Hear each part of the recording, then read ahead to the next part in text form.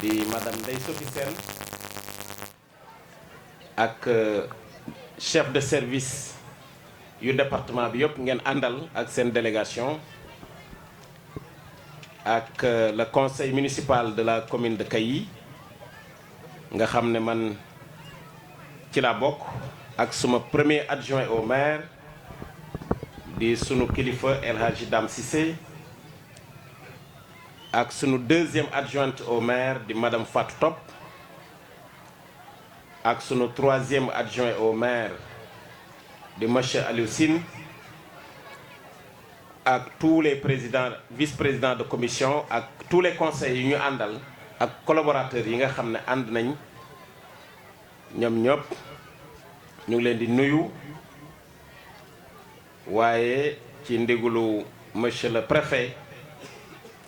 nga xam ne mooy sunu kilifa mooy chef de délégation tey ñu ngi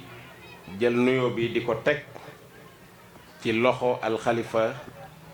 Cheikh Bassirou Kounta bi nga xam ne tey moo représenté la confrérie Khadria de Ndiassane ici dans la région de Kaffrine et plus particulièrement dans la commune de Kayi ñu ngi lay nuyu bu baax yow ak say gan ak say mbokk communauté bi nga xam ne jóge na Ndiassane yépp di ay kilifa yu mag ñu ngi leen di nuyu ñoom ñëpp di leen tatagal ci commune Kayi di leen wàcce seen wàccuwaay waaye nag di beral nuyoo sunu xarit sunu sëriñ di sëñ Sidi Lamine Kounta bi nga xam ne jarbaat la ci sëñ Bassirou waaye nag léegi nag nekk citoyen ci commune Kayi nga xam ne mu ngi installé fële ci Fass Ngodiba di sanc Ali maa ngi koy présente léegi madame la sous-préfet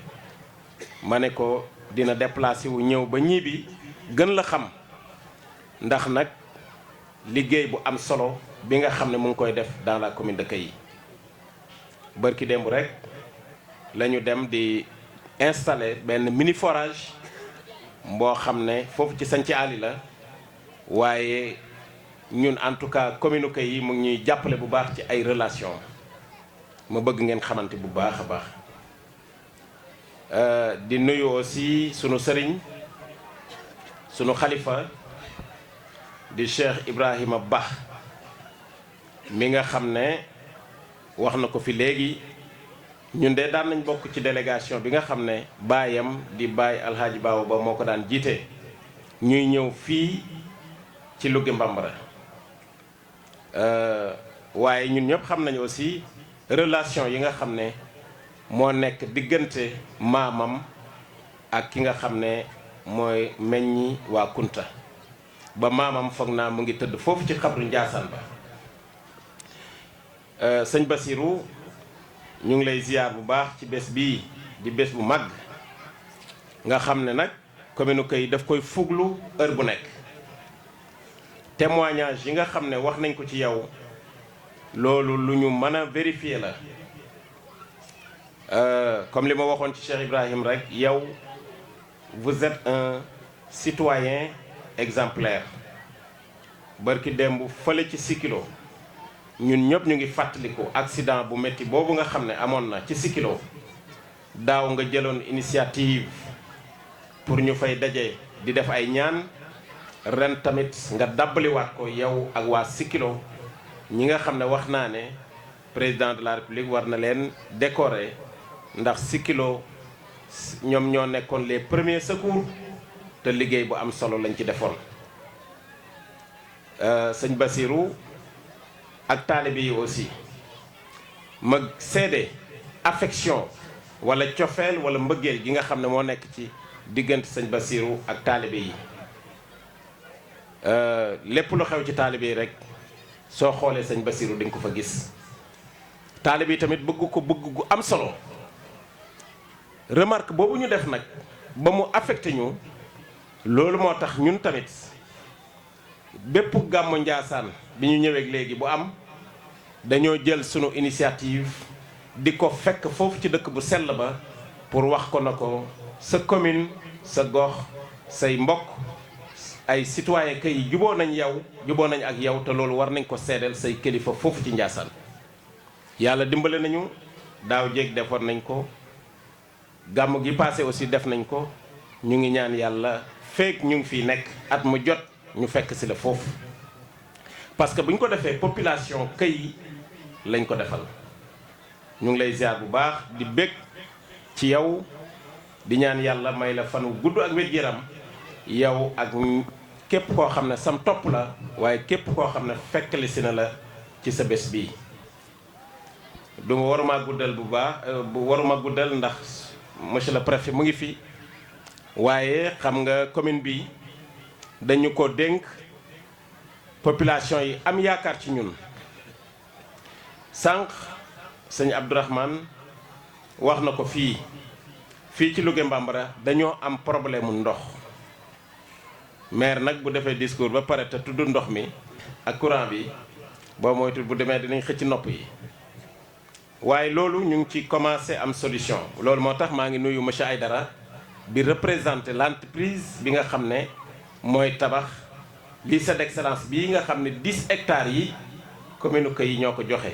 waaye ci ndugalul nag kilifay état ndax domaine national lañ nekk état mooy kilifa gi ñu ngi ciy waxtaan ak waa ministère de l'éducation ba nga xam ne bokk na ci responsabilité sociétale te ñu leen koy ñaan mooy ne nañu fexe ba indil ñu ndox ndax am na forage bu mag boo xam ne ñu ngi koy gas foofu château d'eau bi commencé na jóg waxoon nañ ko ministre de l'éducation bi mu fi ñëwee wax nañ ko sa directrice la directrice de cabinet madame Khadjata Diallo wante ñu ngi ci wax ak un certain El Hadji Saliou Ndong mi nga xam ne mooy toppatoo loolu talaata bi am nañ réunion ci Dakar te loolu war nañ cee wax école français bi aussi ñu waxoon ne nañ ñaan ñu clôturer ñu ko li jëm ci courant bi nag bërki démbu monsieur le gouverneur woote na ci Kaffrine ci mbirum courant waaye foog naa ne fii délégation Sénélec ñëw nañ fi jóge Dakar chef de projet bi ma ànd ak ñoom dem ci ñaari chef de village yi ñu visité foog naa ne tey am na beneen délégation bu ñëw njëkkee tun jàpp naa ne courant incha allahu dina ñëw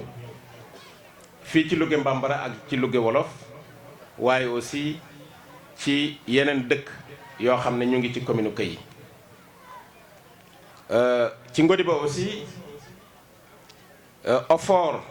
état may nañu ñaari forage muy Ngodiba te mooy servir Louga muy tamit ca Pété Ngodiba moom commencé na ñaan yàlla rek yàlla yeggale liggéey bi ba nga xam ne ndox mi ñu soxla dinañ ko am donc jàpp naa ne fii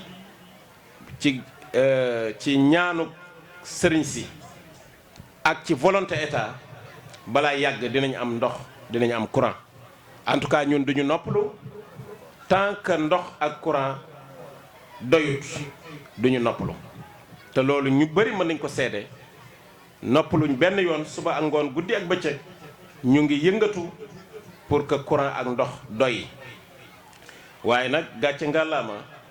sunu gouverneur ak sunu préfet ak sunu sous-préfet ci taxawaay yu am solo yi nga xam ne ñu ngi koy def di accélérer programme yooyu nga xam ne moo ñu war a jox loolu ci bañ a guddal daal loolu laa ci bëggoon a wax sëriñ bi encore une fois di la beesalal sunu cofeel ci yow dañ wóolu nañ la bu baax xam nañ ne ku sell nga xam nañ ne borom ñaan nga aussi en tout cas heure bu nekk suñu toogee ak yow duñu bëgg a jóg te am nañ yàqin ne li ñuy ñaanal aussi danay nangu yàlla na nga yàgg di ñaan yàlla na yàlla di yàgg di nangu sa ñaan ci njaboot gi ak ci Sénégal loolu rek laa ci bëggoon a wax wasalaamaaleykum wa rahmatullahi taala wa barakaatu.